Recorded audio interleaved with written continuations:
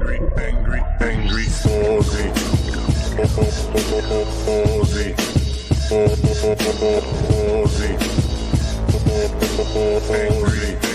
Angry Fozzie. Fozzie.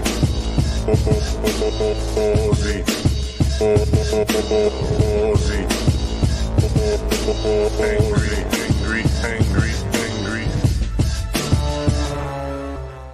And the music plays us in for Hump Day, Wednesday, middle of the week. I almost clicked the end broadcast button. That would have been less than optimal.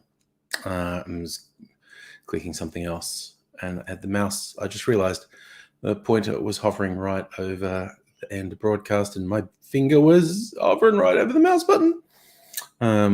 I corrected my mistake, so we're still here. So that's a plus. So,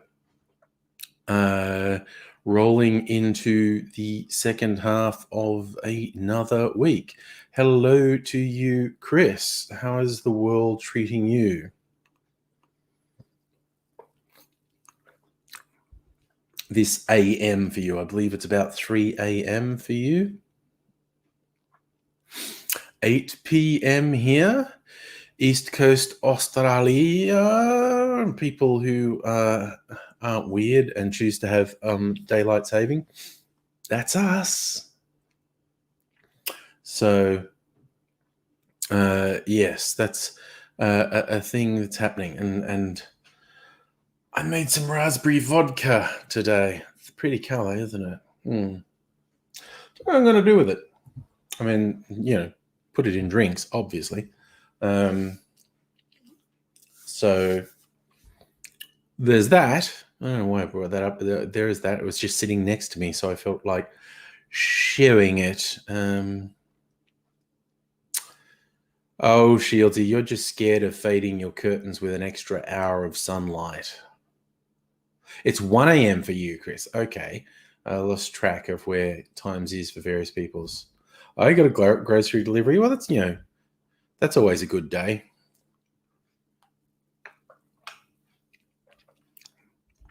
It's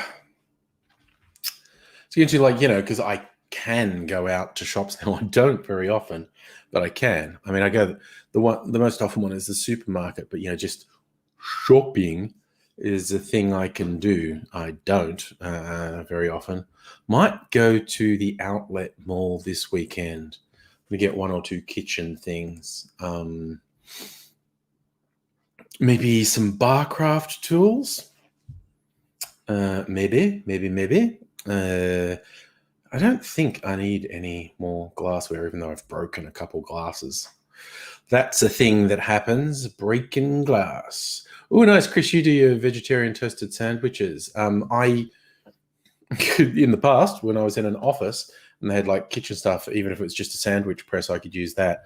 I would do this thing. I found this store for a bakery that just made really, really good bread, and they did these absolutely fantastic sourdough baguettes.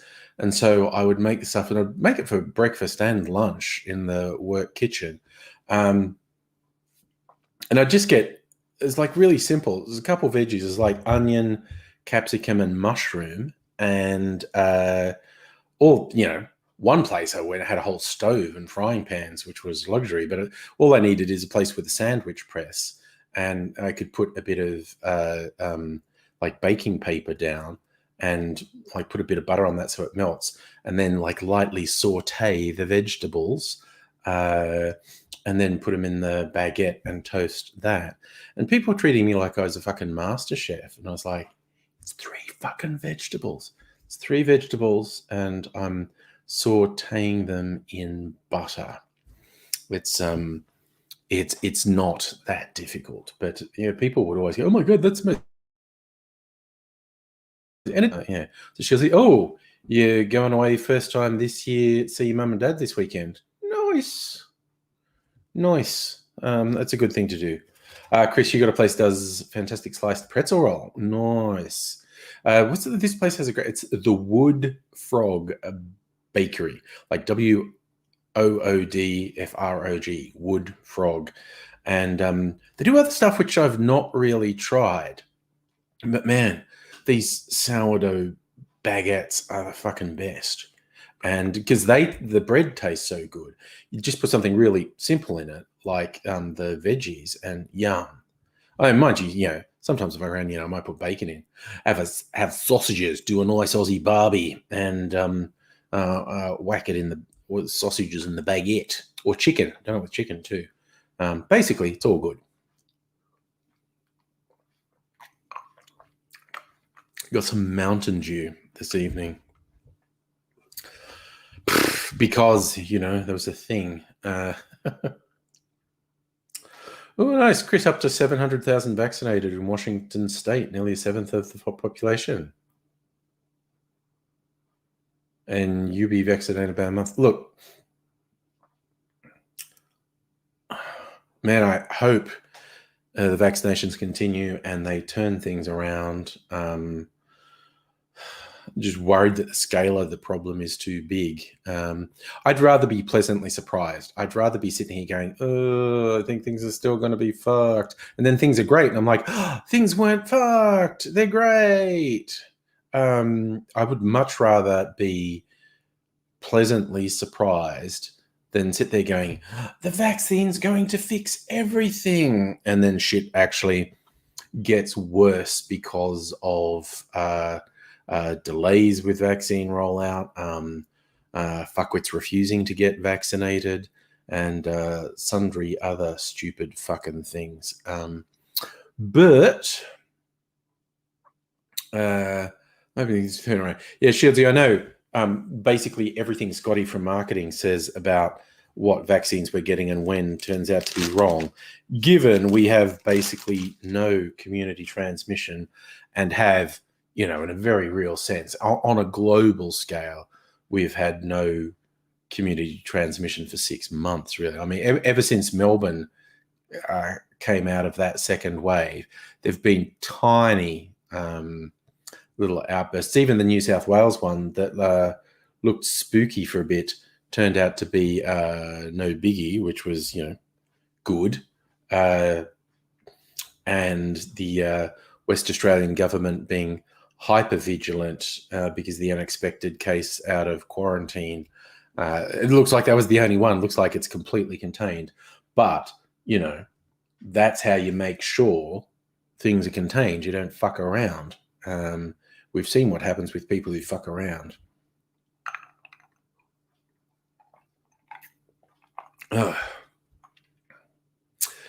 Chris, yeah, it will be a long recovery, Chris, but the idea of being vaccinated means you can see family and enjoy yourself a bit.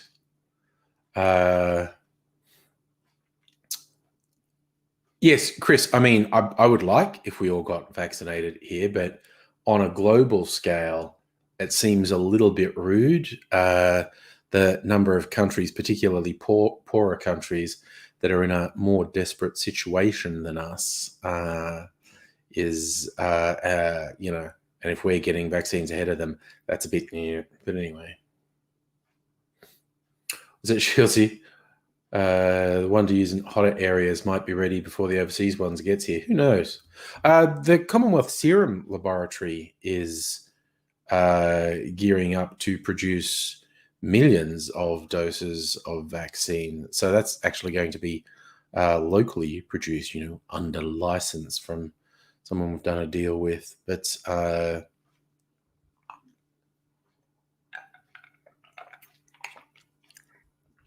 it is what it is.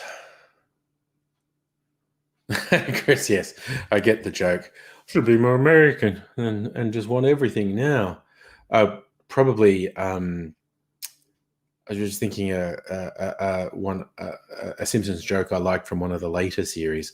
Like, the first 10 seasons are the best, but the one from later, I'm not even sure what season, but it's from quite a bit later, when they go to Brazil and Homer and Bart are walking down the beach, and they've got this stereotype that everyone on the beach is sexy and has great bodies, and Homer's walking down the street being his big old self, basically, my physique, and everyone's sort of repulsed, and the lifeguard whistles at Homer, "Hey, you Americans," and Homer goes, "Oh, how could you tell?" And like, because the initial joke is because they're hugely overweight. That's how they know they're Americans. But then you get this shot of Homer, and he's wearing a T-shirt that has Uncle Sam taking a big bloody bite out of the earth with the slogan, "Try and stop us," which should be a real T-shirt. That's fucking wild. Oh yeah, Shieldsy, the overall rollout is going to take a year, no doubt. I was just worried the next 6 months were going to be worse than the last 6 months. And in huge sections of the world, the last 6 months were pretty fucking bad. I still have this worry that even in the Western countries getting the vaccine ahead of everyone else, even in those circumstances, I still worry it will be worse in the next 6 months than the last 6 months in terms of infections and hospitalizations and deaths and whatnot.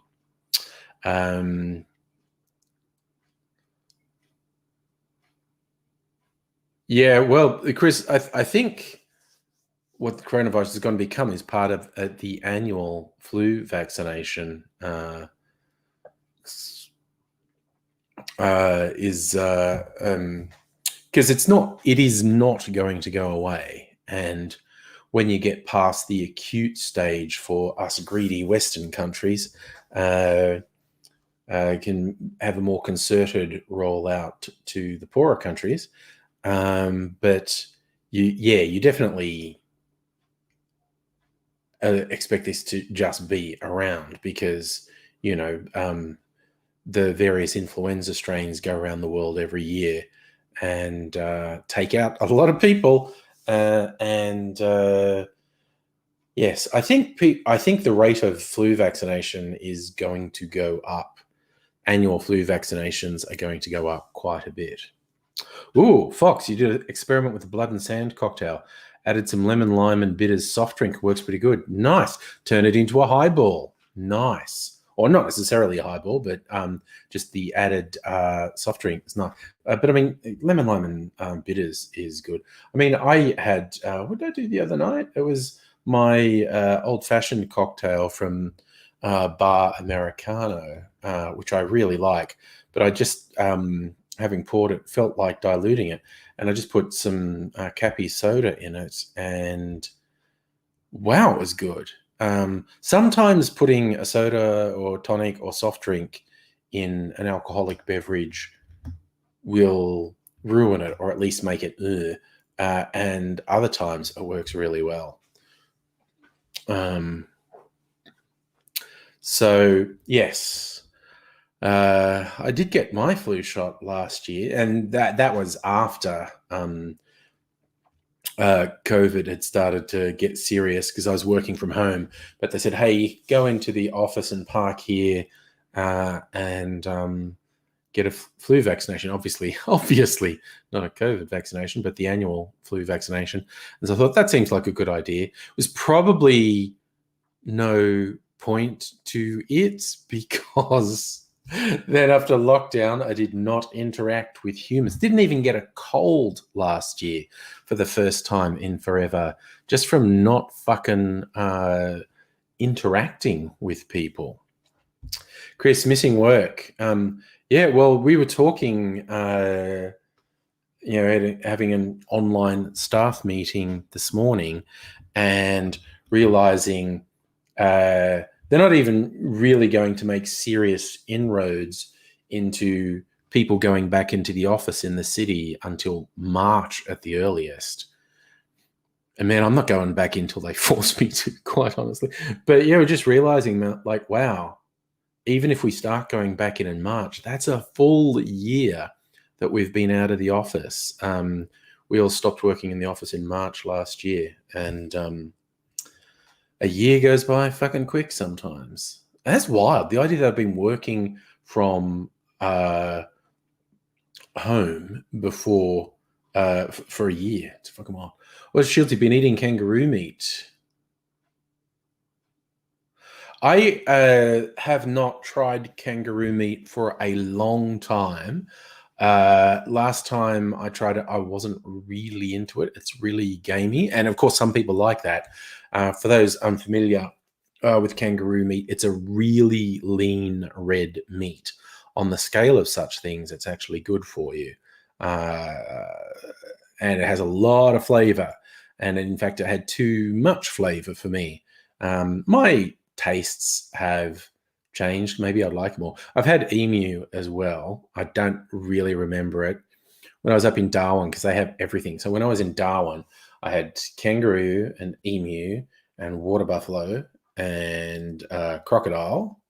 And what else do they have? Camel. And I think there were one or two others. The crocodile was really gross and rubbery, but that might have just been because it was from a bloody street vendor. Properly prepared, it might be good.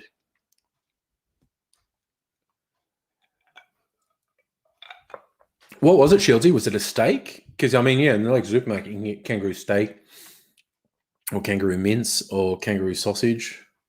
Kangabangers. Yeah, because it's not... The way we lost the Emu War is not because they actually took out the army. It's the army couldn't actually take out any emus, which was absolutely bizarre. Yeah,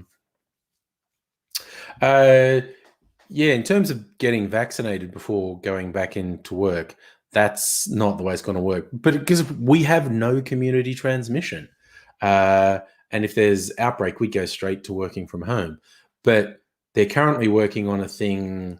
There's a lot of pressure from the city council to get people to go back to work in the city because of the thousands of businesses that depend on them. Noog, hey, how are you going? So I'm actually working for the public service, and they're being a bit more cautious than the private sector. The private sector for now can have up to 50% of their normal workforce in offices with, various COVID-safe rules. And that's going to move up to 75% next month, or maybe later this month, maybe now, I don't even remember. But yeah, currently the public service is being more cautious. So the earliest that even think about saying to me, hey, are you going to go into the office, will be next month. We shall see what happens. Oh no, Doug, you're a bit off from your new job. You're doing manual labor, working out at work. I'm assuming that's why you're a bit sore from work. Anyway, I was just sure you had a kangaroo steak and for lunch and sausages for dinner. Yeah, every now and then I think maybe I should try kangaroo meat again, and I just haven't sort of worked my way up to it. Ooh, nice. You like emu pie, Shieldsy? I don't think I had that. I think I literally just had some cooked emu meat. I remember there was a restaurant that had a dish that had both kangaroo and emu in it, and they called it the coat of arms because the Australian coat of arms has a kangaroo and emu on it. Not sure there is any other country that eats the animals that are on its coat of arms. But we have a lot of kangaroos and a lot of emus. So, we've got spare ones. Oh, is that what you're doing, Doug? Moving boxes of furniture for 7.5 hours? Fuck yeah. No, that's hard work. That is hard work. Moving shit sucks. So is that your regular job, or as it was to start the job, you had to move shit? So is your job moving, or you had to move stuff so you could start your job? Because it's definitely serious work. God, the last time I moved, it's coming up on 4 years now. Well, worst, I've never liked moving, but the last move was without a doubt the worst experience of my fucking life. It was a nightmare, and it dragged on for ages. Oh, God, it was terrible. But I ultimately survived, and now it's just a horrible, distant memory. So I'm doing okay, and don't have to worry all that much about that. I mean, mind you, because I'm in a rental now, the owner could just out of the blue say, we want you to move out. To which I'd go, oh. Actually, in the current environment, I don't think they would, because I think there's an excess of rental accommodation. But who knows? People's needs change. Anything could happen. Don't like thinking about it, actually. But, you know. Maybe I should just drink water. I was just thinking, like, maybe not drinking alcohol tonight, and I mean on a weekday, if I do, I normally have like one drink, and not that I've been feeling sick. I was just like, maybe just not drink any, and maybe I should just drink water. I was annoyed because I didn't have any lemonade, and I wanted to have like lemonade and fruit juice, and I have to remember to get some lemonade. I thought, I've got Mountain Dew. I don't want to drink Mountain Dew all night. It's got, I don't know how much caffeine. It's got some caffeine in it. Don't want it to keep me up all night. Shannon, hello. Right. No, so you're working in a warehouse for an online furniture store. Boxes can be huge. So you're doing order fulfillment. Okay. Yeah, dude, that is going to keep you fucking busy. That's a workout. Still, you probably end up getting fit from your job instead of being just like a huge fat bastard like me. Self-deprecation. Yes. God, it's a long time since I've had a physical labor job, and it shows.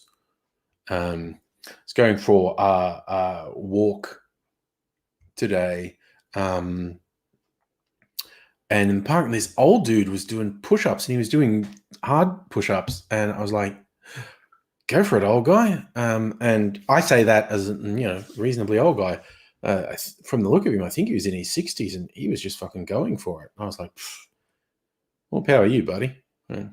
Annette, you're on the fruit juice lemonade bandwagon. Yes. I mean, if I wanted to get fussy, I mean, you go the whole way with a mocktail. Like I've got some mint leaves there, and I could do all sorts of things.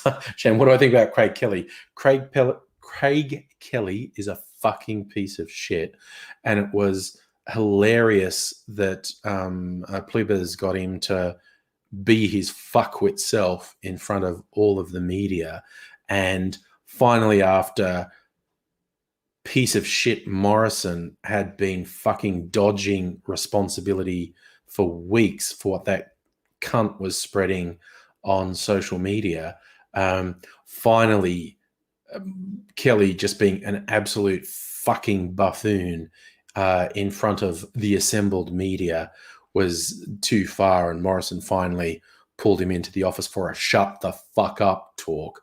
It's extremely overdue.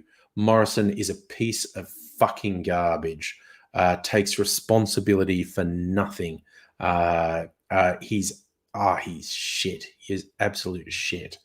How Labor are failing to absolutely massacre him is beyond me, but they are massacring. Oh, and what happened? Okay, so Craig Kelly is Liberal Party politician who for months has been spreading absolute bullshit conspiracy fuckery about COVID. Saying, you should use hydrochloroquine. That really works. Oh, don't get the vaccine. I don't trust it. And all this shit. And people have been saying to Morrison for ages, like, dude, this is fucking dangerous. Take some fucking responsibility and stop him. And he's just going, he's blah, blah, blah, blah, blah, blah, blah. And I think it was just earlier today, Tanya Plibersek passes Craig Kelly in the corridor, and Kelly said something fucking stupid. And Plibersek said, I'm just trying to get, the Prime Minister to stop you from spreading your insane conspiracy bullshit. And he's going, no, it's real. And so there are all these photos of Craig Kelly being a blustery-faced fuckwit and poking and pointing, and Plebas facing the media going, yeah, what are you going to do? He's crazy. So it was like a massive PR win for her. And it was apparently that was enough public embarrassment for Scotty from marketing to extremely belatedly drag Kelly in and say, shut the fuck up, you fucking buffoon.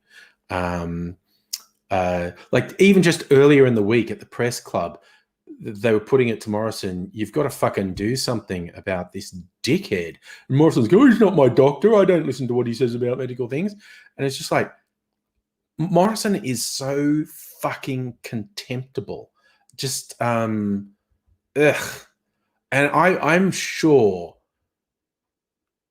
in years to come, we are going to find out some filthy shit he was up to behind scenes. I don't trust the number of evangelicals they've seeded into the Liberal Party, and his association with that evil fucking so-called church, and how the head of that church wouldn't do anything about the fact his father was a fucking child abuser. I am willing to bet we are going to find out some shady as fuck shit about Morrison in years to come. He is an absolute piece of shit.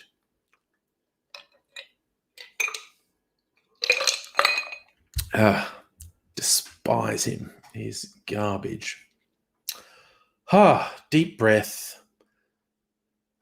He sucks. Okay. Then I should take better notes of cocktails I find, because every now and then I find one and that sounds really cool, and I don't make a note of it, and then a while later I go, there was a really cool cocktail I want to make.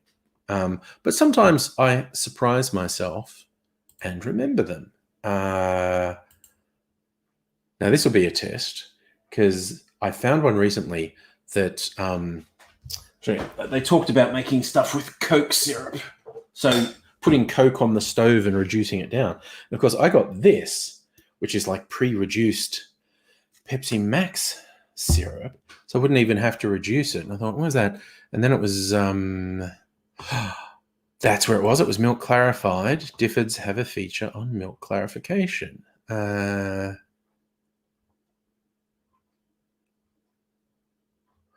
More is more when it comes to flavor. Let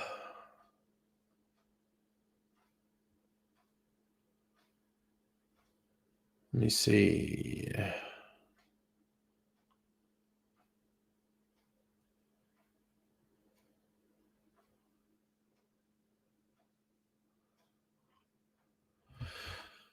Old school milk pressure from Courage to Clear Liquid. I'm sure this had a recipe. Tiramisu milk punch. Cacao nibs.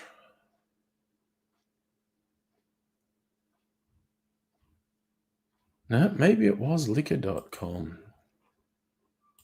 I don't know. See, this is what I mean. Yes, Shannon, it would be easy to form the opinion that I do not like Scott Morrison, that I may actually despise him. I may find him to be absolutely despicable and reprehensible. One could be forgiven for thinking that. Or was it a Valentine's Day one?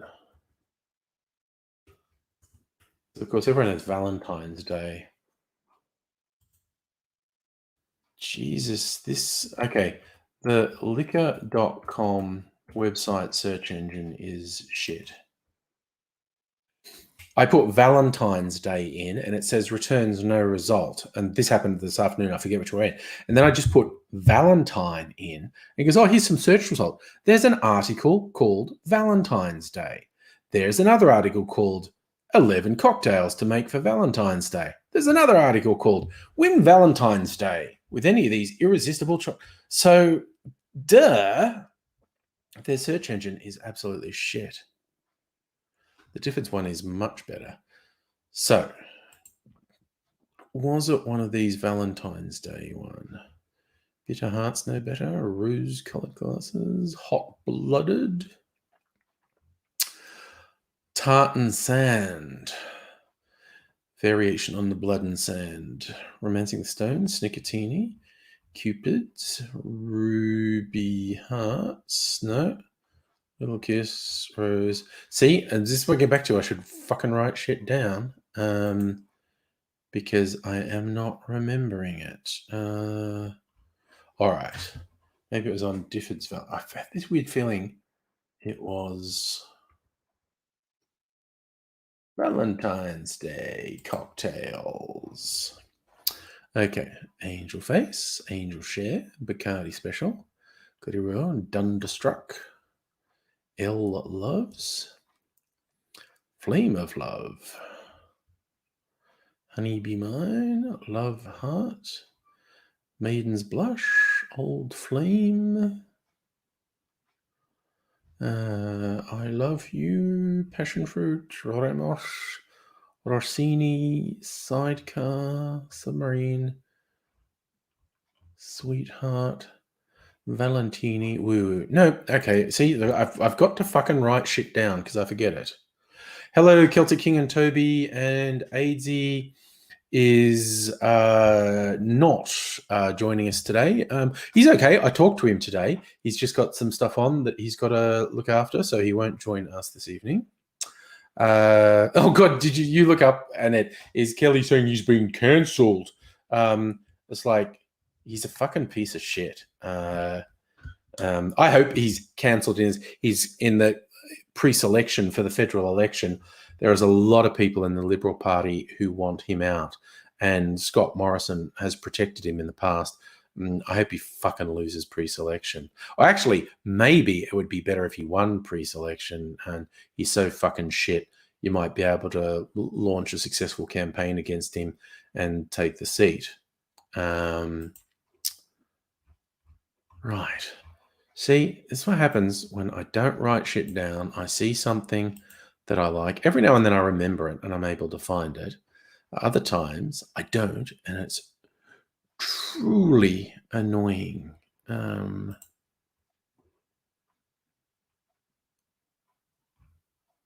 me just double check if this Milk Punch article had any additional links in it.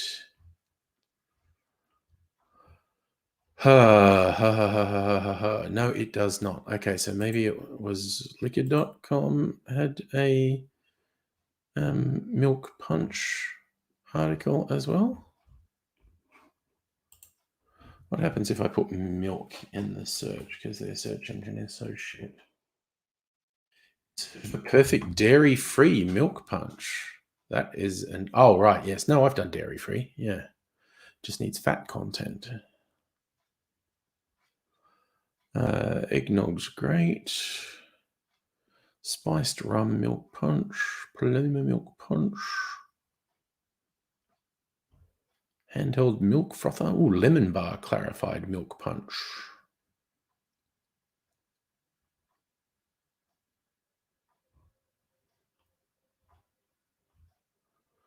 Okay, this is going to drive me fucking crazy because I fucking saw this thing and thought that sounded good. And then I didn't make a note of it. And now I can't fucking find it. That is typical. That is absolutely typical. Sigh. It's a lemon bar, milk clarified. Cinnamon sticks. Jesus, this is full on. Oh, this is a huge one. 4 cinnamon sticks, 2 vanilla beans, 1.5 cups of sugar, 2 quarts of milk. Graham, I've never done that. There's one a few people have suggested. Actually, if you actually like soak a sort of a biscuit that you like a sweet biscuit, in the solution, it'll absorb the flavor, and you'll get the flavor of the biscuit you like in the drink. 29 ounces of rum, 7 ounces of liquor 43, 5 ounces of Amaro, 5 ounces. Jesus, that is a fucking punch and a half. That is, what's the volume of that? I lose track of ounces when they get, so that's 30, 40, 46 and quarts. Okay, see, now I'm compelled to work this out quickly. Get my little converter for volume. Okay, a quart. No.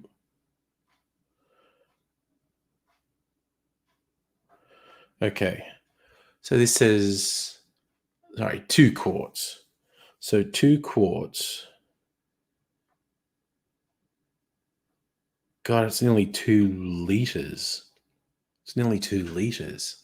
A quart's nearly a liter.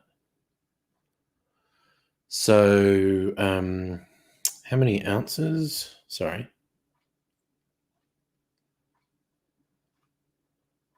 So 60 ounces. Okay, so that's 60 ounces. And 90, 100, 107. So it's about... Oh, actually, okay. I'm just... Christ, this is for making about 3 liters of a punch. That's fucking mad. That is huge. Yes, Chris, you can tell it's still summer. It's sunset about now, but it'll be light for a little while longer, like another 15, 20 minutes. But it's technically sunset about now, somewhere between 8:30 and 9, and it's dark by 9. Man, that's a fucking recipe and a half. So you're going to make an oleo sacrum with cinnamon and sugar and vanilla beans and peel. Ooh, cinnamon with peel in an oleo sacrum. I've never done that. Or vanilla beans for that matter. Ah, right. Yeah. So it's like soak your milk in the biscuits that you want the flavor of. Man, I might do that for one. That would be decadent.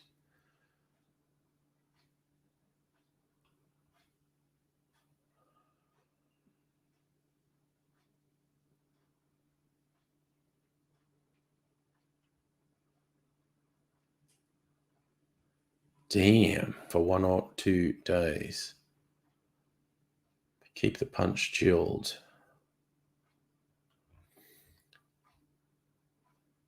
Ooh, I could do a version of that. I've got to work out what would be a good biscuit. What would be a good biscuit flavor? Like a sweet biscuit to get in a cocktail. Like something that you could soak in milk so the milk would absorb the flavor of it. And I've seen people do this with sugary cereals as well. Get super sugary cereals and soak them in milk until it turns to mush, and then you strain it out. So you've just got milk, but it's got the flavor in it. That should be the next thing I do, a flavored milk thing.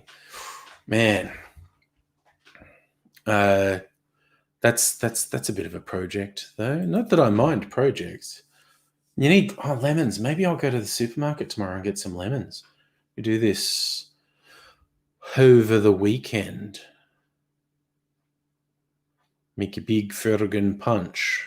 I could do that. Could absolutely do that.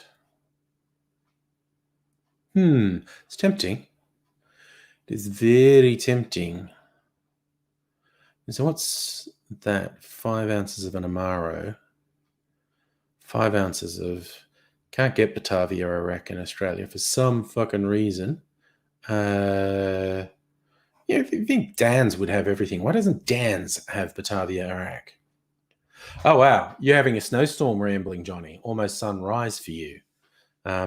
Yes, and we are getting a warm day tomorrow. Not brutally hot, somewhere around 30 to low 30s Celsius. In Melbourne, we have had an incredibly mild summer which I assume some people complain about. I'm all in favor of it myself. I always forget the temperature conversions. Celsius 30. No, that's 40. I didn't mean 40. I meant 30. 30. Right. So it's going to be about 86 to 90 Fahrenheit here tomorrow. Safa, hello, my friend. How you doing? Oh, the whole East Coast getting a snowstorm. Dang. See, that's one thing. We don't get snowstorms. We get bushfires. We get floods. We get droughts. We don't get twisters as a general rule, although tropical north does get cyclones. We don't, as a rule, get earthquakes.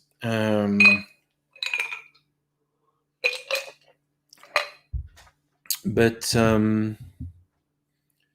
yeah. Who has the worst natural disasters? Well, okay, a snowstorm doesn't have to be a natural disaster, of course, but it can be pretty full on from what I've seen. Yes, Safra, it is probably going to be a wet weekend starting on Friday, all through the goddamn weekend. Hot and sunny tomorrow, and then it turns on Friday, I think. What are you going to do? Yes, and we do get fire twisters sometimes. I have seen some incredibly dramatic video of fire twisters. Fucking scary. And yes, if we do get small earthquakes, we get them in Melbourne and the suburbs from time to time as well. And of course, Newcastle did actually have that destructive earthquake about 30 years ago, which is incredibly rare for Australia. No. It's not this Friday we're going on tour, and it's the following Friday. But who the fuck knows what the following Friday is going to be?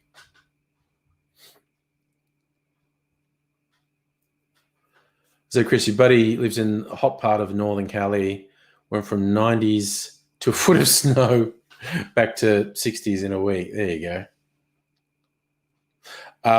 What was the those are the Faulty Towers joke?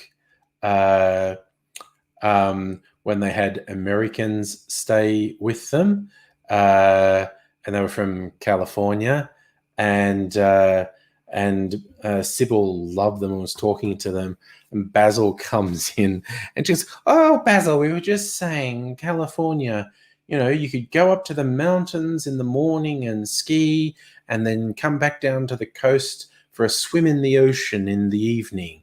And Basil just goes, that sounds very tiring.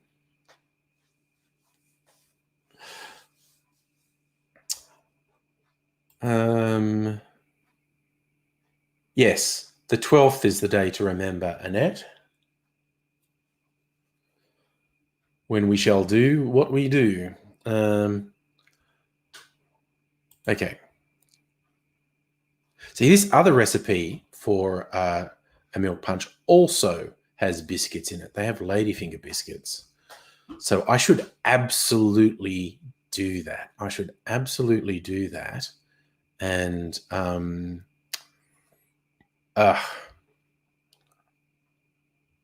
flavor the milk for a milk punch. Maybe do a big one.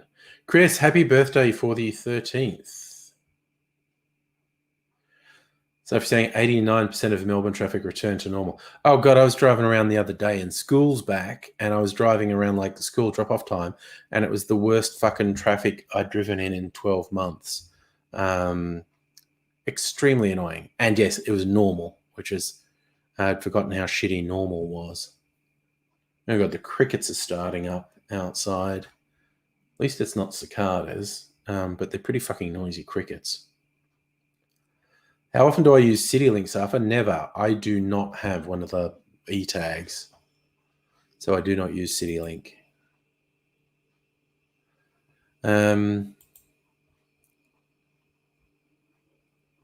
Swear to God, though, this fucking not being able to find this one. If I swear to God, if I find it, I'm saving it. Because this is driving me cray-cray.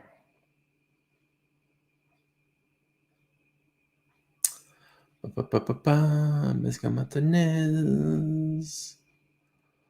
Man who shot Liberty Balance. I'm just going with. Oh yeah. By the way, does anyone notice the theme I chose for naming tonight's stream? It's the anniversary of the day Buddy Holly, Richie Valens, and the Big Bopper were killed in a plane crash. The day the music died, as Don McLean immortalized it in the song American Pie. You missed the quietness of hard lockdown, Chris. I have to admit the peacefulness of it. I still, because we had like 3 months where we weren't allowed outside our gate without a mask on. And I used to do the, radical thing of like, it's putting the bins out night, so I have to take like 4 steps outside my gate, and I'm not going to put on a mask while I do it. Woohoo! I'm a radical, dangerous individual. And I still have this little twinge when I go out the gate, like, you're supposed to have a mask on. Like, no, it hasn't been the case for months. But I still have this little twinge when I go out the gate that I'm meant to be wearing a mask. I'm meant to be wearing a mask if I go into shops and whatnot, but not when I'm just walking outside. But it's very hard to shake that feeling, actually. Drinking a sweetheart.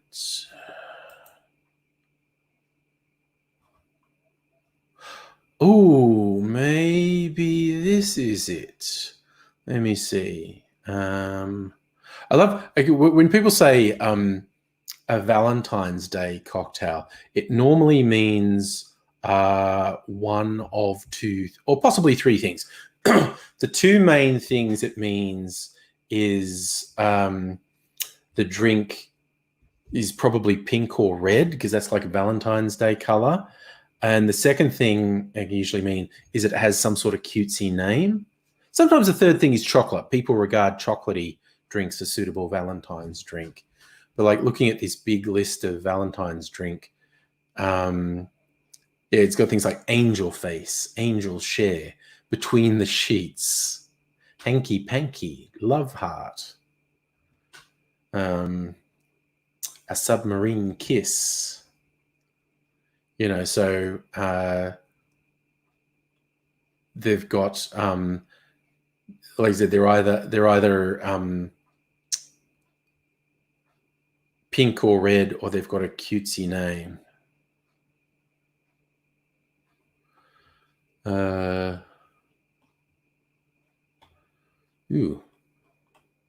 mot ensuite. I do not know French. I don't know what that means. Maybe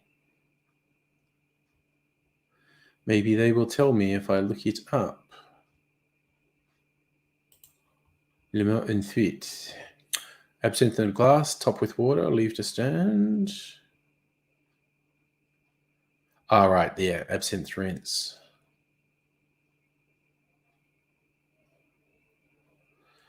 So, gin, vermouth, elderflower. So it's kind of like an elderflower martini with an absinthe rinse.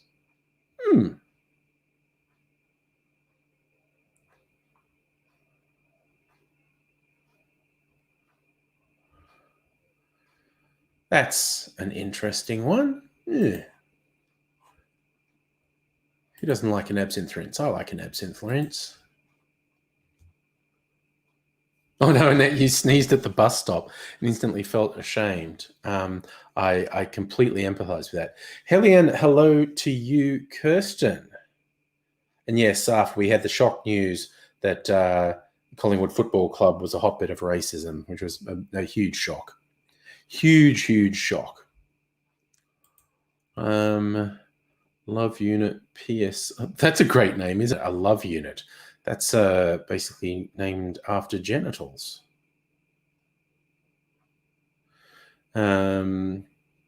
Old Flame. That's an interesting one. Rossini. The Flirt, a woo woo. Stupid Cupid. That's a great name for a drink.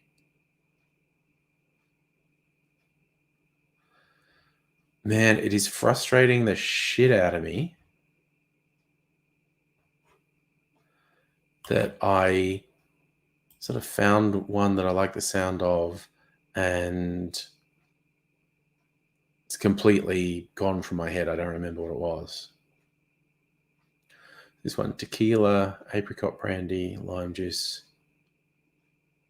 As the drink, the Flirt, it says the garnish should be lipstick on the rim of the glass. That does not sound very hygienic to me. I believe that may breach some OH&S regulations. You're not necessarily going to get away with that. Yes. Okay, I don't know if you all can hear them, but the crickets sound like they are getting very loud outside my window. Rude bastards that they are.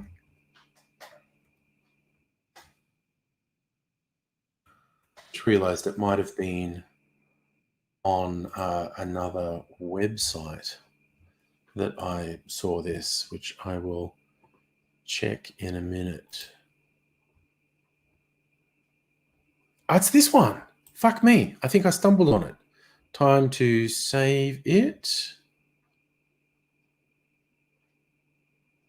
Or is it? Australian Collins grass. No, god damn it. I thought that was it. God damn it. I got excited for a second. Thought I'd found the thing I was looking for. And it wasn't. And now I'm upset. Was it this one? That doesn't sound like the... New. God damn it. See, this is my problem. I never write shit down. I'm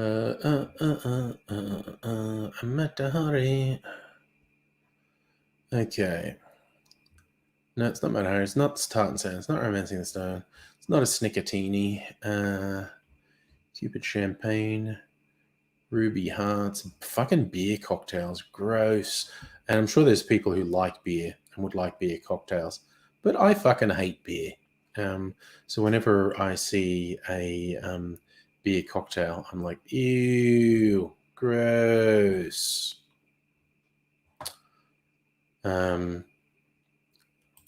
Because I can be very childish. I love that, Annette. Your BFF calls OK Cupid, OK Stupid. Yeah. Oh, dating websites. Jesus. Ooh, nice. Kirsten, you just watched Whiskey Roundtable with Becky Paskin, one of the world's foremost whiskey writers, who called out gross misogyny by another whiskey writer. Nice. Jim Murray Stupid. Good. So that fucking should. Nothing disrupts my enjoyment of something more than someone involved in it being a complete dickhead.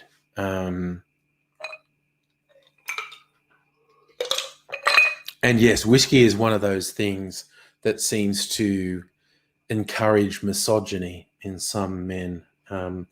Is real fucking stupid.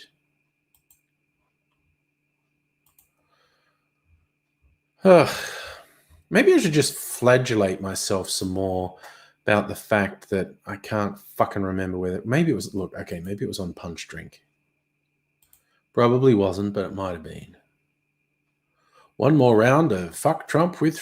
Oh, that's right. People made a habanero spirit called Fuck Trump and His Stupid Fucking Wall, which is a great name for a drink. Oh my God, I think it was on Punch Drink. Clarified cocktail. Sex Panther. I think it was Sex Panther. which is, of course, an objectively fantastic name for a drink as well. So rum, Coca-Cola. Yes. Fuck yes. Fuck yeah. I found it. It was on another website. Cola syrup. All right, so that's 2 milk punch. I should have a party just so I can fucking make these. I'm not going to drink them all if I make them. Fuck. Stella, good evening. Listening on the drive home, and you had big floods. That kind of would be interesting, yes, but I appreciate you taking the safety option, Stella. So be safe. Oh, Chris, I met Mrs. Angry on a dating website. They're just funny. Oh, okay. And when I rag on dating websites or apps, Christ, they're better than the old world of stumbling drunkenly into bars and clubs and shit and trying to meet someone. Oh, fuck no. Yeah, I'm ragging on dating websites, but they're so much better than the alternative. Yes, Kirsten, floods and fire in WA, quite nasty bushfires east of Perth, destroying a bunch of houses. Not good at all. And yes, Safa, I did see that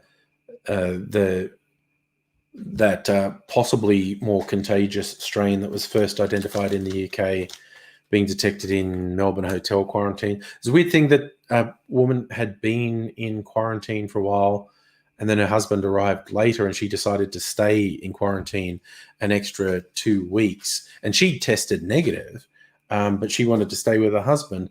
And then apparently there was a family in like the room next door, family of 5, who all had the UK variant. And fucking... yeah. Then this woman who was in quarantine and had tested negative contracted it from someone else in quarantine. So we all have to be careful of the strains that are in quarantine. Yes. Kirsten, you met your husband on the internet before it was cool. Yep. Well, as I said, I don't know if anyone remembers me saying this on streams before, but I have a pretty serious claim to saying young Ms. Angry may be the world's first internet baby, in as much as her mother and I met online about 25 or more years ago. Time flies, I don't even remember how long, but like 25 or more years ago. And we were in different cities. We would never have met if it wasn't for the internet.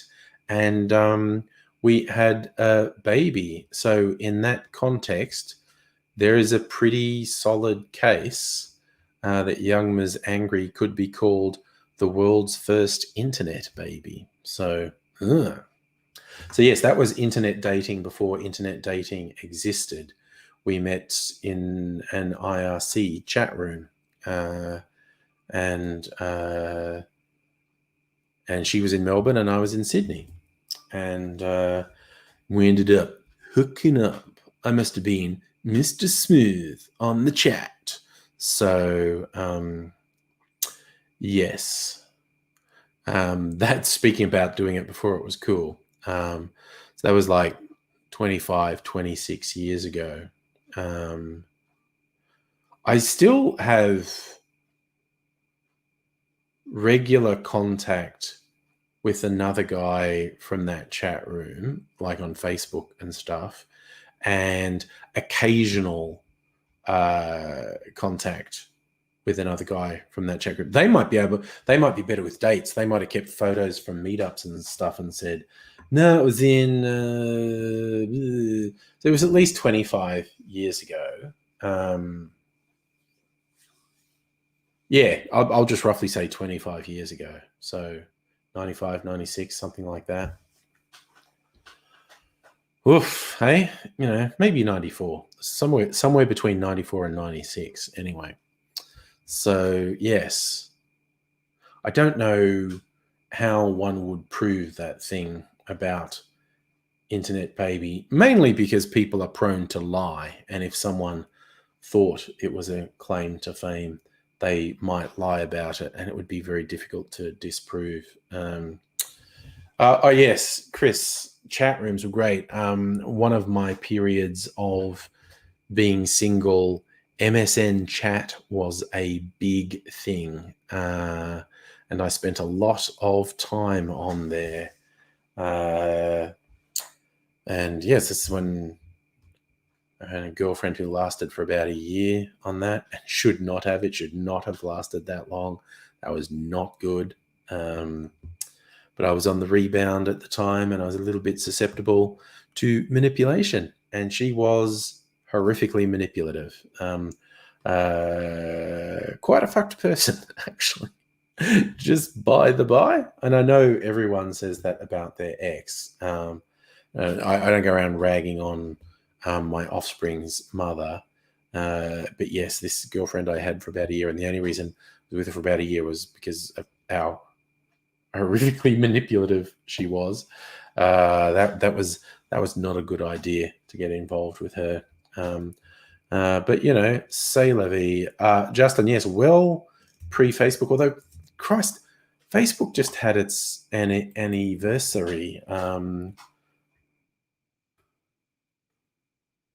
If we count when it was launched, you know, on the university campus, in May 2005, there's an investment in, when did Facebook start? February 2004.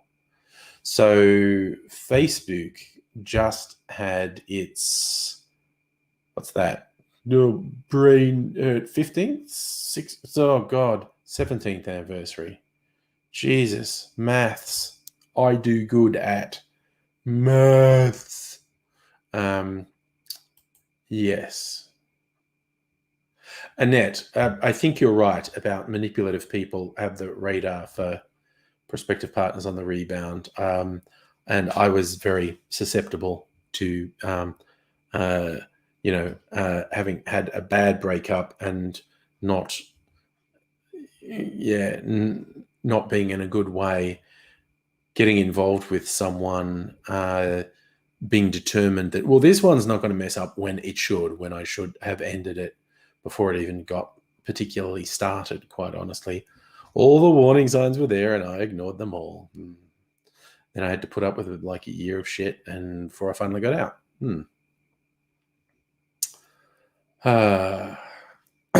Shieldsy, you spent hours on MSN chat. Man, there was the funny thing on MSN chat. There were all the themed rooms and whatnot, and a lot of them were city-based. So I spent a lot of time on one that was centered around Melbourne, and there were some that were more broadly Australian. But there would be this funny thing at a particular time in the evening, young ladies from Southeast Asia would descend on the MSN chat rooms, seeking to entice gentlemen. And I didn't sort of hold it against them. But after a while, I worked out they fell into three categories. One was young women who were definitely and honestly looking for a husband, and they were trying to draw some men in. And then there were ones that they were basically scamming in that, they chat guys up and say, I like you, and da-da-da. And it's like, oh, I don't have enough money to go to the cyber cafe and talk to you tomorrow. And so in the hope that the guys would send them money so they'd be able to go to the cyber cafe. And there was one group that I think they were doing that independently. And also what I worked out at a certain point, there were whole cyber cafes was set up as a business, and there was a whole group of women sort of doing that as a business. And I'm sure they had a boss they had to do kickbacks to. And yeah, it was fascinating. It took a while to work out that there were actually sort of multiple classifications of and they were all, trying to draw in guys, but it was for different reasons. And some of them were, they were trying to get a husband. Some of them were just trying to basically fleece guys for money, have a sugar daddy. And some of them were part of a business that was trying to fleece guys for money. The job, they don't really hold it against them. But that was the past. And yes, Safa, the resolution, 360 DPI, we thought was high resolution. Yes, god damn. Oh, the good old days. I think I should drink some water. I've got this, still some of this. Didn't really clarify that well. It's a bit cloudy, but this is really fucking yummy. But if I take a night off, just drink some water, then I'll feel like I've earned a drink tomorrow night because I'm being good. Safi, yeah, these women were all from Southeast Asia. Most of them were in the Philippines. Some were in Indonesia. One or two were from far away as Japan and even China. That was less common, but there were one. And I know because I would talk. I was bored and lonely. I talked to them regularly. But yeah, they were mostly from the Philippines, some from Indonesia, and very occasionally they might be as far away as Japan or China. It was interesting. It was interesting times. Yeah, I suppose. Is there really an equivalent for? I don't think there is. Like there's gross things like chat roulette where you just get guys whacking off at you. Are there chat rooms like this? I guess there's Twitch. It'd be very hard to sort of communicate with people on Twitch. I guess. Yeah, I don't know. All right, I'm just gonna get water.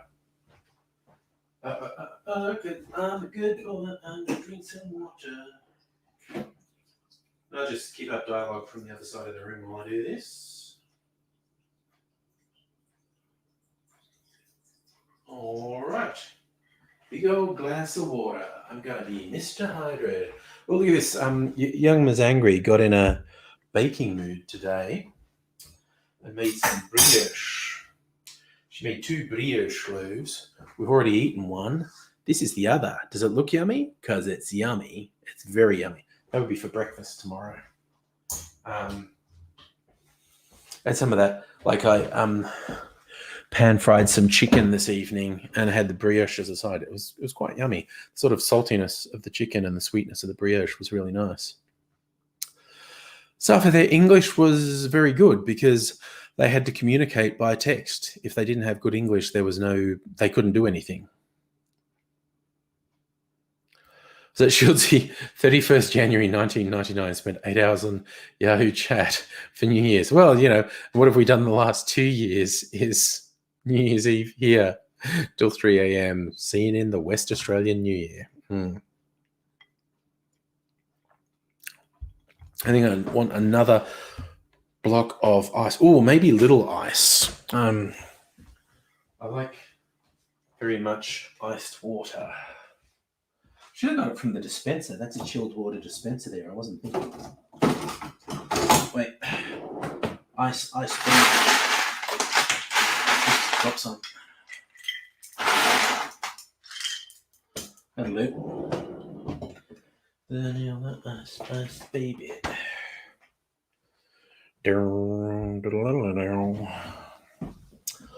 Okay. Oh, wow, Justin, you joined Facebook halfway through year 12. I joined Facebook, I started using Facebook about 10 years ago, and I signed up for an account about 2 years before that, but then I didn't use it because I didn't understand it. So I didn't use it for a year or two, even though I had an account. Greg, good evening to you, sir. How are you? Greg, I saw your little your video blog on YouTube, your video diary, the flashes of the different scenes. I should have left a comment. I quite enjoyed that. Because actually, okay, Greg, who I've known for ages through the YouTubes, actually lives in the CBD in Melbourne. And that must have been hella weird in hard lockdown. Like when you used to just noise of the city and then for it to be completely quiet. That must have been really strange. Kirsten joined Facebook in second year uni. There you go. Yes, now it's busy again, Greg. So that's now that's weird. Normal is weird now. Yes. I might go in city next week. I don't know. I'm supposed to get my eyes tested again to see if I need a different prescription. And even if I don't need a different prescription, I can get new frames because my health insurance will pay for them because it's a new year. And I pay for the health insurance, so I might as well use it. Yes. So, yeah, I mean, as Justin was saying earlier, I think that Facebook was a uni-only thing for a while because they used to do books called the Facebook that had a picture of everyone who had who was at the uni, and Zuckerberg and pals decided to digitize that, and they called it thefacebook.com. Someone eventually convinced them to drop so it just became facebook.com. But for a few years, it was university only, and it gradually expanded what universities it was on. Then it just went patunch public. Oh, nice, Greg. When you met your wife at a bar, you exchanged MySpace usernames. Excellent. Absolutely excellent.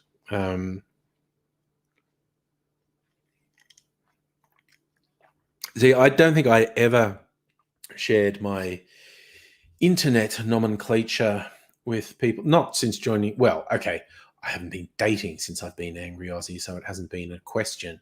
Okay, I don't think I had like established username. I never got into MySpace. I think I had a MySpace page, but I never got into it.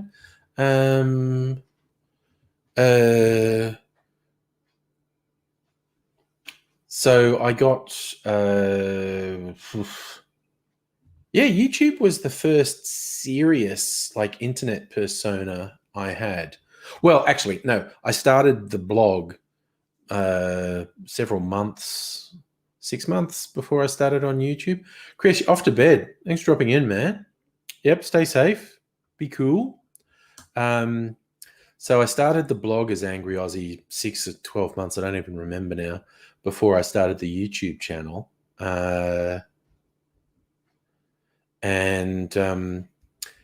Yeah, prior to that, there was the small group of people from the IRC chat rooms that I had variants of the name Morpheus as my username, as people knew me.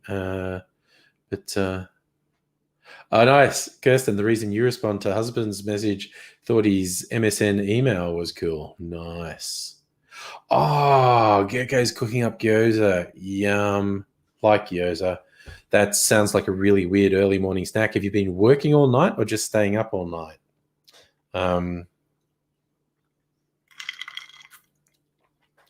The wee hours of the morning. Cooking up a storm. Well, I think that's a meme people swap around. It's from an old Rugrats episode. Tommy's dad cooking in the kitchen, and his wife comes in and says, "Why are you cooking at 3 a.m?" He just goes, "Because I've lost control of my life." It's just like, oh, I've always been there, buddy.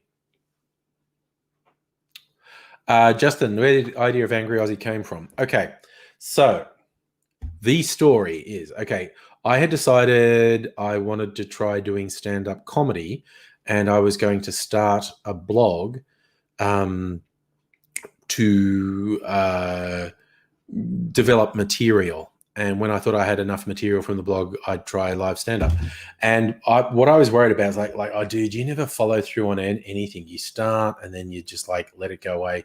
So you got to set yourself a challenge. And so I set myself a challenge that I was going to post something on the blog every day for a year. So 365 days. And I came up with this idea. I will be irrationally angry about things. Like I will, the anger I will express will be out of scale with the thing I'm saying is making me angry. You know, exaggeration for humorous effect, an old trick. And so I started a website on the Google blogging platform Blogger, and I called it Angry 365 Days a Year. And so it was it was Blogger/Angry365. That was the original one. And then someone told me about this other platform. They said, oh, it's way better than Blogger. It's called WordPress. And so I went and tried WordPress out. And I agreed that WordPress was much better. So I started putting my stuff on WordPress. But someone actually already had the extension Angry365 on WordPress. And it's like, oh, I can't do it. And I just tossed ideas around in my head and I came up with Angry Aussie. So I was putting content on both Blogger and WordPress.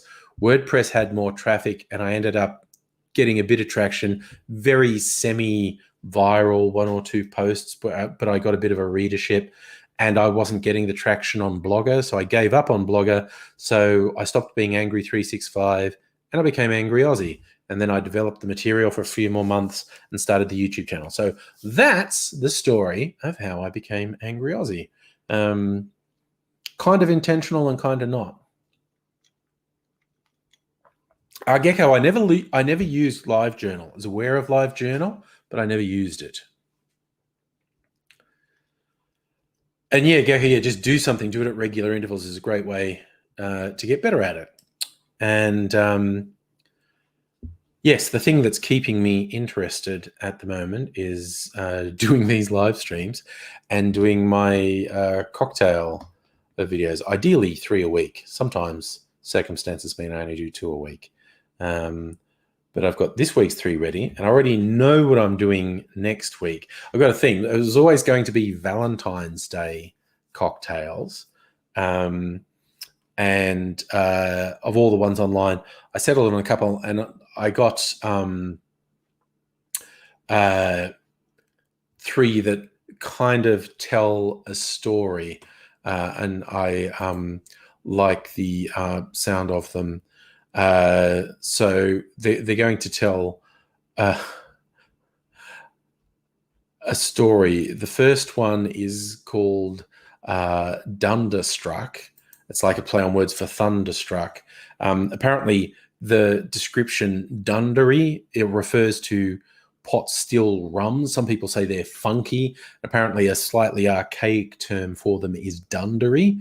Not very flattering. So this is a cocktail based around an overproof pot still rum, and they call it Dunderstruck. So I go, that's going to be Dunderstruck by love. The first one is being in love, falling in love.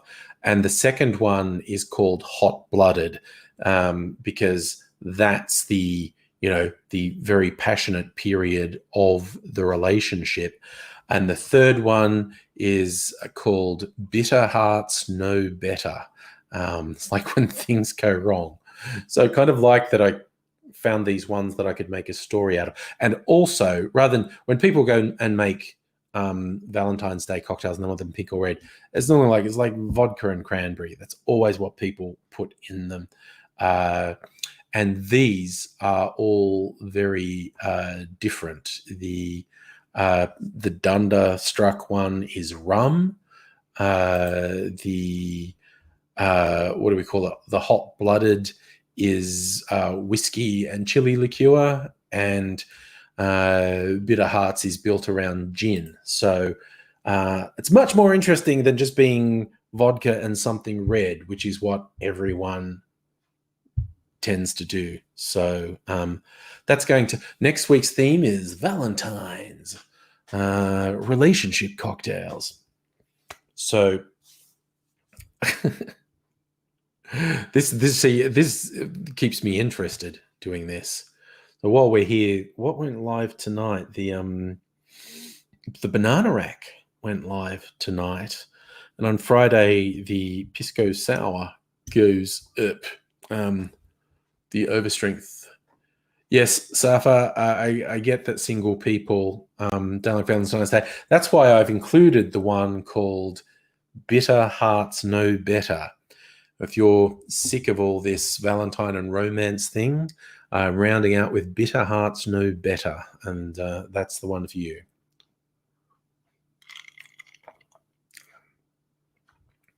Gecko, I should get a job as a bartender. Ugh, God, that would be stressful. The hours, the shitty pay. I hope not. Gecko, the masks came in for Angry Aussie from the start because with my contracting job, the IT contracting world in Melbourne is small, insular, and conservative. And I thought, Jesus, I don't want to, and because I'm, contracting 3-6 months, maybe 12 months in a job. And so I was going to job interviews 2-3 times a year and a lot of interviews. And I didn't want to front up to an interview and have people go, "Oh, you're that Angry Aussie guy. You're scary." So from the get-go, I thought I need to protect my anonymity somewhat. So the masks became also, because when I was at uni, we did mask work. There's a medieval style of performance called Commedia dell'arte, which is all based around masks. So I learned how to work with masks, and some of the stuff Aidsy and I did at uni was the actual inspiration for the mask characters that I did. But I did it from the get-go because I wanted to be at least semi-anonymous. Megaleech, hello to you. But then after about 2 years, I thought it was actually a barrier between me and the audience, so I took the mask off. Who knows if that was a good idea or not? I don't. Kelsey King, never been recognized at an interview, but over the course of working in places, people have recognized me. I like that, Kirsten. Someone pointed out you're going to be in Melbourne with husband for Valentine's Day, and you both said, well, not on purpose.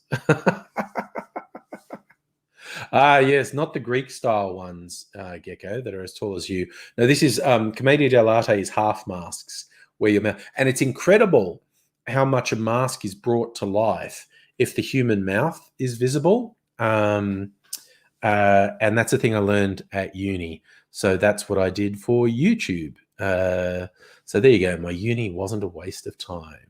Hoorah! So, yeah. But yes, I still have not been recognized at a job interview. And in fact, my current job I've been in for over a year. And well, and it also goes to show that, I'm not very high profile on YouTube. It was like 10 years ago was when I was highest profile on YouTube. And I haven't made any effort to sort of grow that since 10 years ago. So no one in my current job knows about it.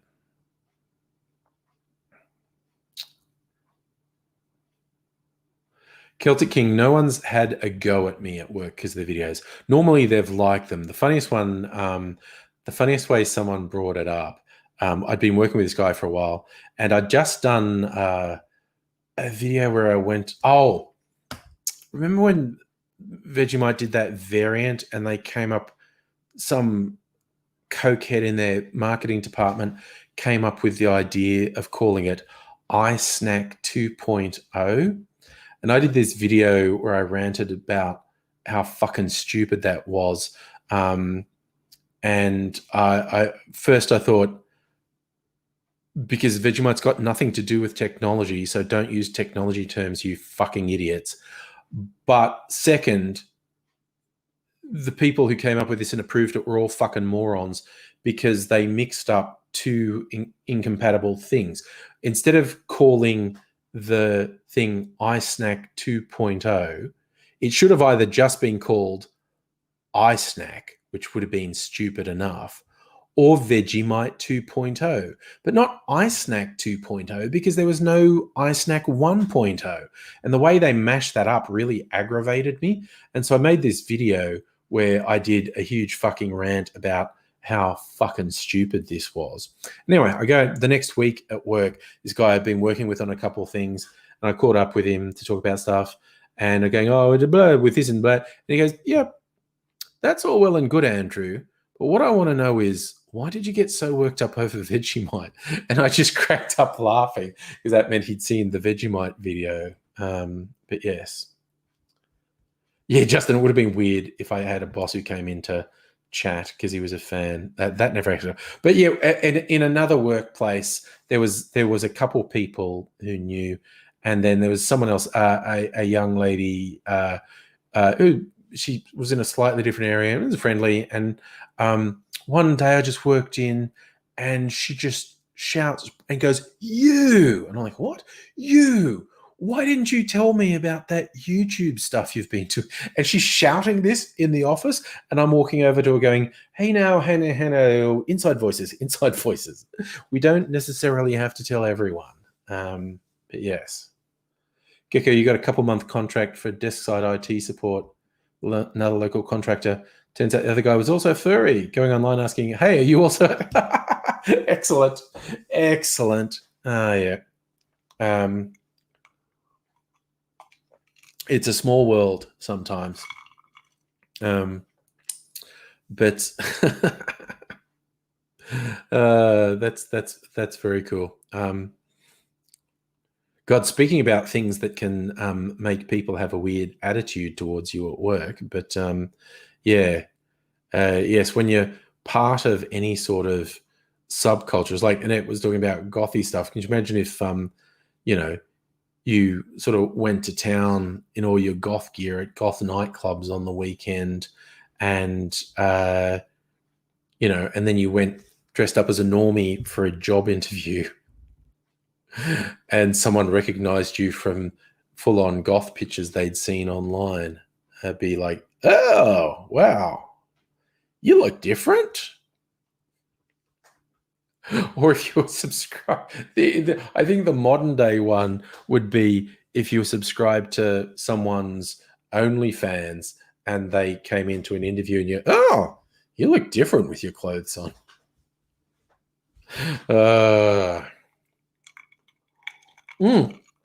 Yes, Gecko, I can just imagine coming into the office in a fursuit, make everyone happy. That would lighten the mood. That would be great.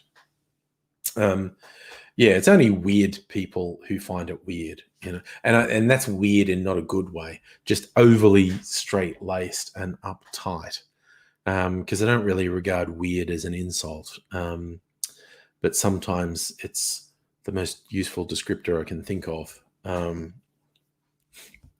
What is that little icon on my desktop telling me? The fuck was that? It went away. That was creepy. It said something about my location and then went away. Wait, what's that? What is that? Ooh, Logitech webcam software. Ooh, wow. What is this?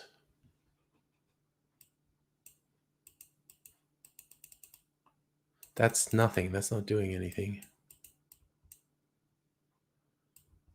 Okay, what is it? Webcam options. Autofocus, yes. Advanced settings. Ooh. I just found the settings for my camera. Oh my God. Brightness. Does this work? Oh, it does. Look at that. Oh, damn. Contrast. Ooh, look at that. That's pretty dramatic. Don't want that. Saturation. Oh, I thought I needed a bit more color. That much color. No, not that much color. Maybe that much. Ooh, white balance. Maybe I need, oh, we're out of control now that I found these controls. Oh, wait, white balance is on auto. What if I don't want it on auto? There we go. Ooh, yes. Playing with controls because I'm silly. I think that's a better color now, actually. Unless it's too much. And autofocus. I hate autofocus too. Apply. Okay. But the focus doesn't seem to do anything. I seem to stay, yeah. That's weird. Focus doesn't seem to do anything. Advanced settings. White balance, gain, camera control, zoom. That's what I want. Focus. See, that works. You're all drunk now. And I'll gradually come into focus. There we go. Fixed focus, that's good. I think that looks better. I am looking a bit orange, am I? Okay, see, I don't... Where'd I put my phone? This laptop does not give me good color representation. I need to look on YouTube and see what it looks like on my phone. Yep, that's me. Come on. I need to look on YouTube and see what it looks like. And you're right, that's a bit orange. That is a bit orange, what I'm seeing there. Need to look up here and go bit orange. And now look down here and yeah, that's a bit fucking orange. Okay. So want to saturation a bit there, maybe a bit less saturation. Maybe that's what we want. And I'll watch how that changes. No, it's still a bit orange. Where's the fucking white balance? Come on. You can do it. Bit over there. Okay, change the white balance. Did that work? I've changed the white balance. Yeah, there you go. That's less orange. That actually looks, that's okay. Apply.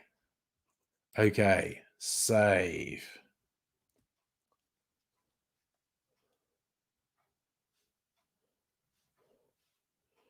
Okay, I feel like that's better. Celtic King, funny thing you've seen tech related was Toby on Minds. Your account was originally Toby's. Scrolling through a newsfeed, almost smashed his phone because the anti-vax post. Yeah, I'm a member of a couple groups on Facebook that make fun of the wild things people say, and it's normally like Trump supporters and anti-vaxxers saying stuff. One's called "In a Sane World, This would be satire, but I can't be sure these days." And the other one is breaking. Man invents imaginary scenario and gets angry about it. And it's good to sort of keep abreast of, Jesus, this is the sort of shit people are saying. But there are also days where I go, fucking hell, what the, oh my God, I'm despairing for humanity. This is terrible. So yeah, Gecko, I get what you mean about being distracted about autofocus. I had one, this is a couple webcams ago, that had a physical autofocus thing, and then the mic on the webcam would actually pick up the lens sort of going, ooh, ooh, ooh, ooh, ooh, ooh. And people in the chat were going, I can fucking hear your webcam doing autofocus. Yeah. Yes, Safar, I did see that Navalny got jailed in Russia. That shows how worried Putin is, I guess.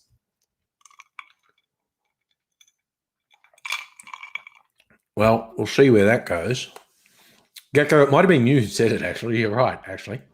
I'm chewing on a bit of ice. Well, I sound a bit funny. Looks a lordy. My bottom's on fire. So, technology, hey? It's wacky. Yes.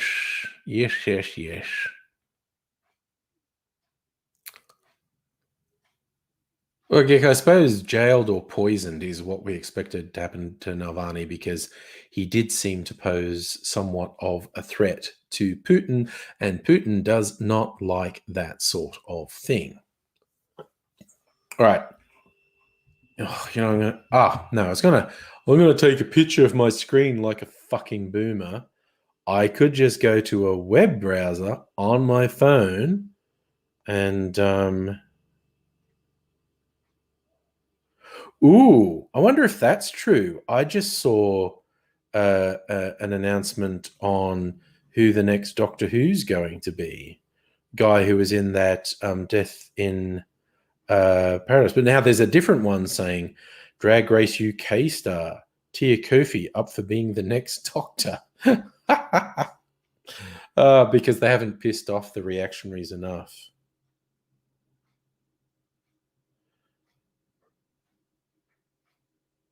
So she quoted that she's a geek and does Doctor Who dress ups. Nice. But there was another article saying someone else was touted as being the next Doctor, because I think they did all but confirm Jodie Whittaker had gone, 3 years, that's like a good run for the Doctor. 3 years and give someone else a go.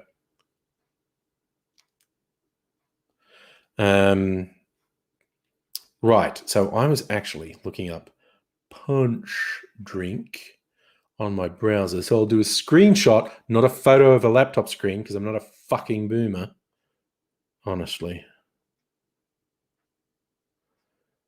Punch Drink. Here we go. In case you're ever interested, good website, punchdrink.com. They have good articles and cocktail recipes. It isn't just cocktail recipes. They have some good articles as well. But where's the recipe for Sex Panther? It's a bit less obvious on the phone. Champagne cocktail, blah, blah, blah, blah, blah, Macintosh Plus, blah, blah, blah, blah, blah. Sex Panther. That's the one I want. All right.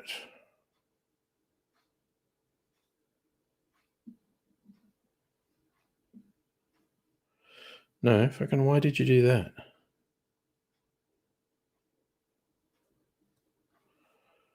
Okay. Saved my picture of the recipe. Okay. Good. Done. Save to... I thought it automatically did that. Okay. Done. All right. I've saved that recipe. After all that stress earlier in the stream. Bye, Celtic King and Toby. Yes, Gecko, if... it would have been more convoluted to save the thing from here with a snipping tool, because I don't fire this up to do cocktails, whereas if it's on my phone, I've always got it. That's why I did the screen capture off the phone. But yes, I use the snipping tool on desktops and laptops all the time. Yeah, Shieldsy, bow ties are cool. Fezzes are cool.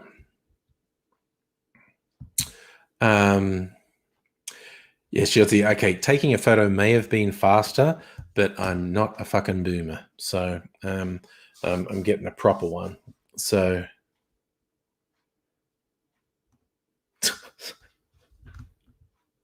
I'm almost a boomer. I am almost a boomer, but no, I'm Gen X. Thank you very much. Very different. Just want to assert that right now. Okay, so got to work out how big a batch I want to make of this, because I'm not making it as big as they fucking say. Jesus Christ, they're like, I put a whole bottle of rum in there. I was like, yeah, cool. So I'm gonna improvise around that, but I've got to do those ratios, get those ratios right.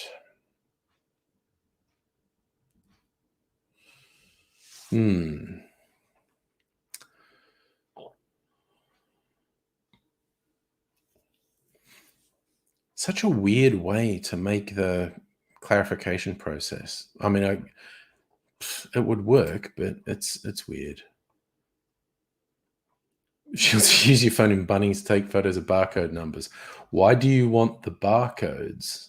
Is that an ordering thing? So, okay, you're on the other side of the room. Thought you said, take a picture of the screen like a baboon. Well, close. Boomer, baboon. They're both reasonable things.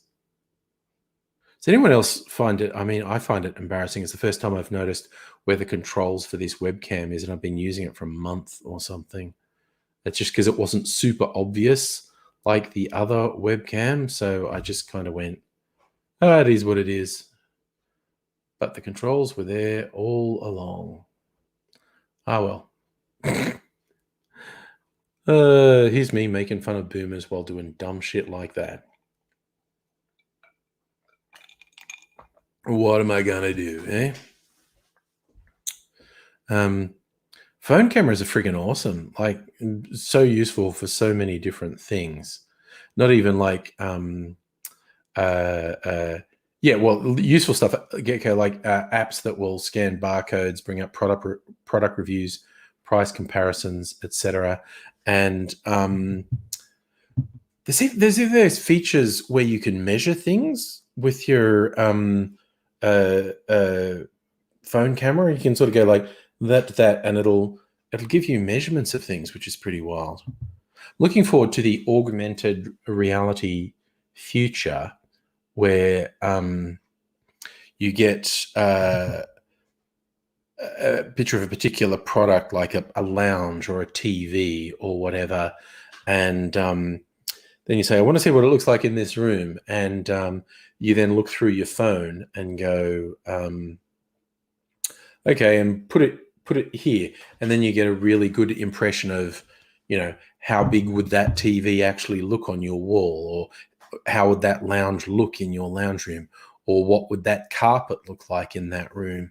That technology basically exists, but it's not flawless, and it isn't widely distributed.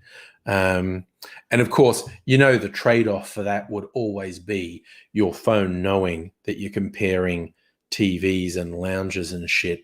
And so every time you're on the net and stuff, you're just going to get ads for the things that you were looking for, which honestly is probably not the worst thing in the world, because you might get a better option advertised to you.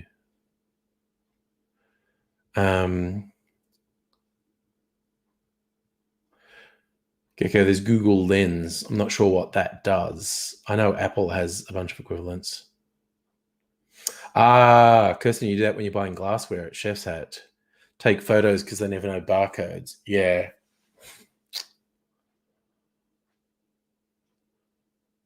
Yes, I don't know why I'm sort of in this mood. Like, I feel like I should buy some glass. I don't need glassware. And I don't have anywhere to put it if I get it. So I've got to sort of be responsible and not buy more glassware. Gecko, you're waiting for AR glasses that can put people's names on cards that float above them, like World of Warcraft, off with names. Well, yeah, that's a probable technology direction. A writer I quite like, Cory Doctorow. He's good at writing speculative fiction, science fiction, but it's just a little tweak of technology that exists now. And he's basically just exploring, with the technology we have now, where might it go? And I think it was his first novel, came out ages ago, called Down and Out in the Magic Kingdom. And it's this post-scarcity world where, technology is so advanced. You basically got a singularity and you can have pretty much anything you want. So no one's forced to do shitty work because there are ways to automate shitty work. And you earn credibility. He calls it WUFFY. You get points, and it's like thumbs up, thumbs down. It's like YouTube subscribers or whatever. it's people thumb up or thumb down stuff you do, and the more credibility you have, the more opportunities open up for you. And he has a thing where, because people have implants in their brain that are like connected to this, advanced hyper internet, and when you meet people, you can basically bring up their score and see stuff about them while you're looking at them. Just a likely way for technology to go. Stella, you're home safe. Hurrah. Slightly ashamed. You ate 6 donuts on the drive. I'm happy that you had the best hot cinnamon donuts ever. I'm just slightly jealous that I don't have them. That is excellent stuff. Kirsten, fun fact. Engineers made all the distillery equipment were overseas. The distillery was commissioned using Oculus lens. Nice. Crook Brooks, can I sing about Tony Hawk?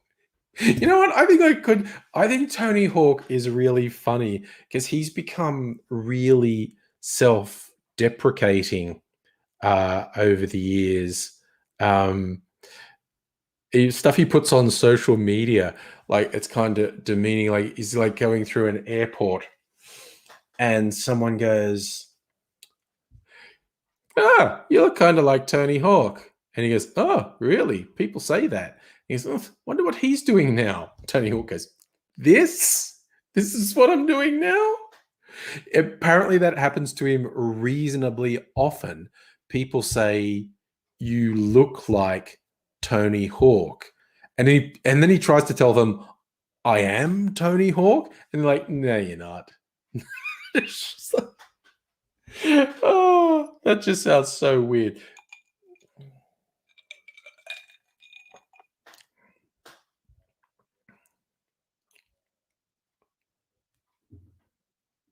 Oh, it's in Kalgoorlie, Stella. Okay. I'm not sure I want to go to Kalgoorlie for donuts. I do want to go around Western Australia, though. I would, oh, God, a bit of time, because a friend of mine did it years ago, starting the Great Ocean Road from Melbourne, and then like doing the coastline, South Australia and Western Australia. You get some really spectacular coastline. He was a motorcycle rider, so with his wife, they rode motorcycles around, and he showed me the pictures, and there's like really spectacular coastline all around there. And I'd ideally like to go like all the way up to Broome and further north as an exploration. Swim with the dolphins at Monkey Mere, things like that.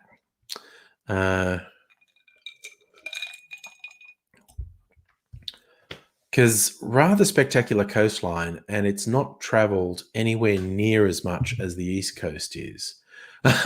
Kirsten, we should meet up for a Western Australian distillery bus trip. One day. Yes. So, actually, how old is Tony Hawk? Now I want to know that. Is he my age or older? Tony Hawk age. He's younger than me. Okay, cool. Kind of open for debate if he looks older or younger than me. Oh, no. Leads to an article. Tony Hawk lands a 720 at age 52. Might be his last.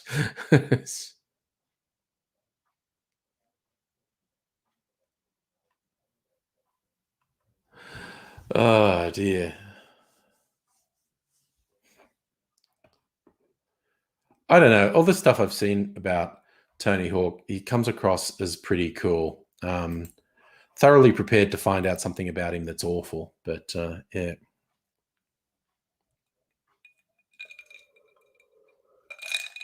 There you go. Stella, if we come from Victoria, we have to pass through the Girlfields.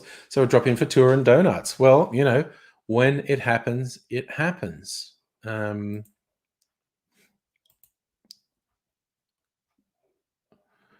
We shall see. What did Gecko send me? All right, Mr. Bean pulling faces at security cameras. Yes.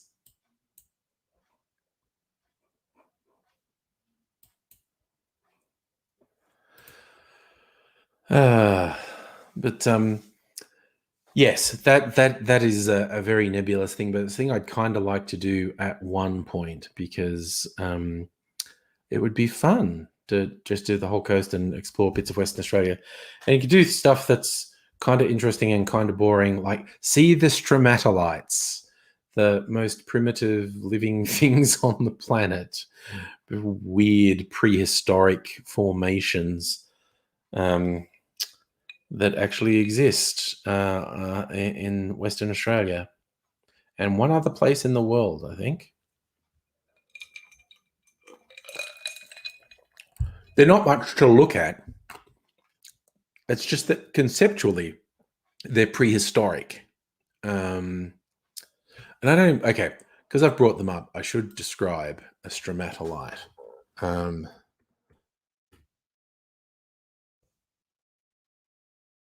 So, stromatolites, Greek for layered rock, are microbial reefs created by cyanobacteria. Stromatolite deposits are formed by sediment trapping and binding by precipitation activities on the microbial communities. So they're like an incredibly primitive form of coral.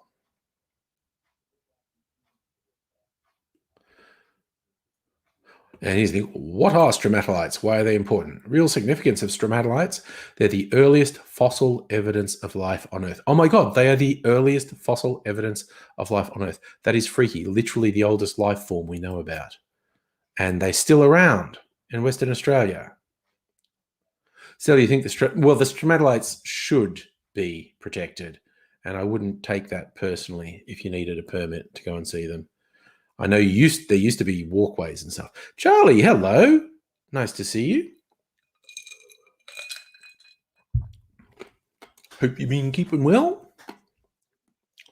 Gecko, we don't have petrified forests. We have petrified water, opals. They're pretty amazing.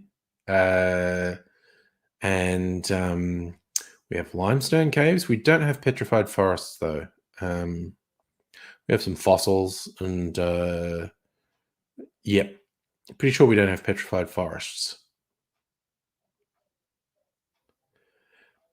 Good point, Stellis believes stromatolites are responsible for oxygenation of the oceans, without which we would not be here. And it's wild that they still exist, that they didn't die out. The most primitive form of life known to have ever existed, and it still exists. It's pretty spectacular.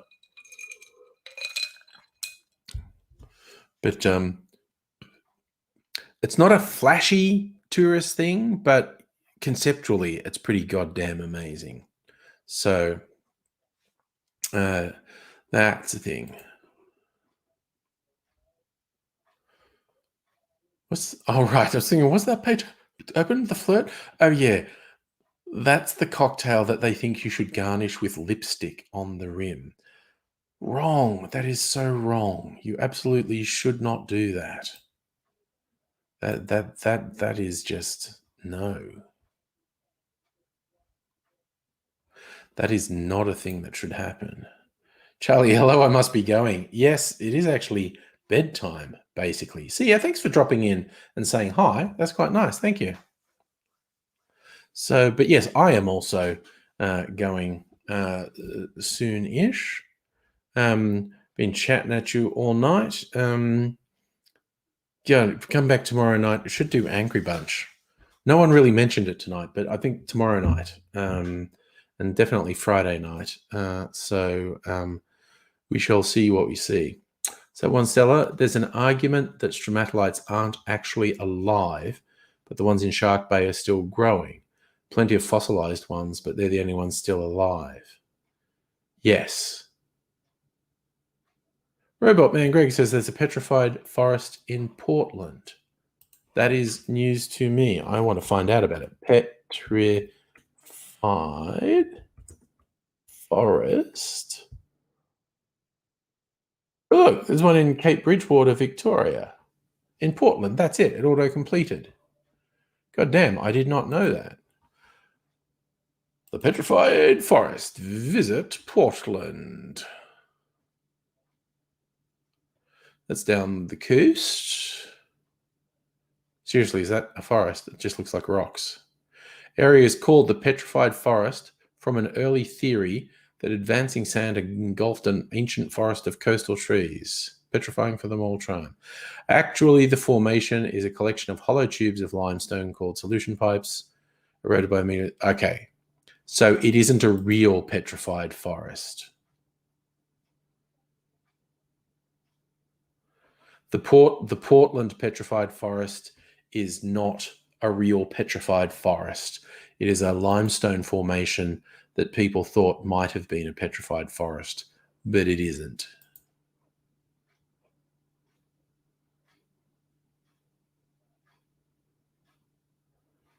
So Stella thinks there might be one in Tasmania. I want to look that up. Tasmania. Place in Tasmania, stunning fossil remains of an ancient forest. There you go. Let me see what this says. In the ground. Place in Tasmania where stunning fossil remains of an ancient forest can be found by just about anyone. This is Loon River, located near the southern tip of the island. Fossilized tree branches, ferns, and beautiful agates are buried within the soft gravel ground, and there are dedicated blocks of the forest where public people can go and find some of these neat specimens. Okay, so it's buried. You can find buried fossilized wood in this place in Tasmania. Cool. There you go.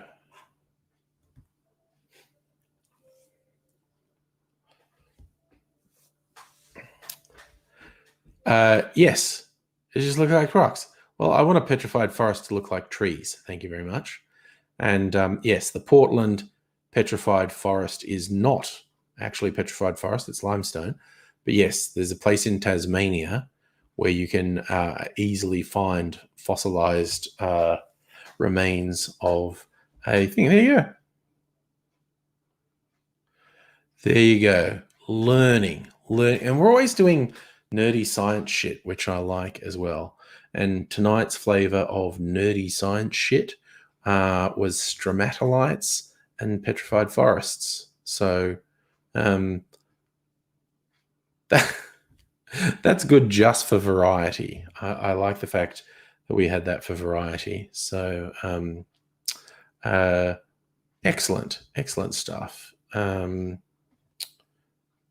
I think it might be time to leave it there, having made such an exciting discovery that we have things called petrified forests in Australia that I did not know about until just now. So there you go. So take care of yourself, one and all. All things being equal, we'll be back tomorrow. And as I was a good boy tonight and did not drink any alcohol, I may feel emboldened to drink some tomorrow night. Who knows? Maybe I won't tomorrow night either, and I'll just go on a fucking bender on Friday night for making cocktails. But anyway, good night, one and all. Yes, you learned something in it. So did I. We learn things. That's what we do. We learn things together. It's like the magic school bus. We're learning. Never stop learning. Night all. You're all fabulous. Love yous all. See you another time.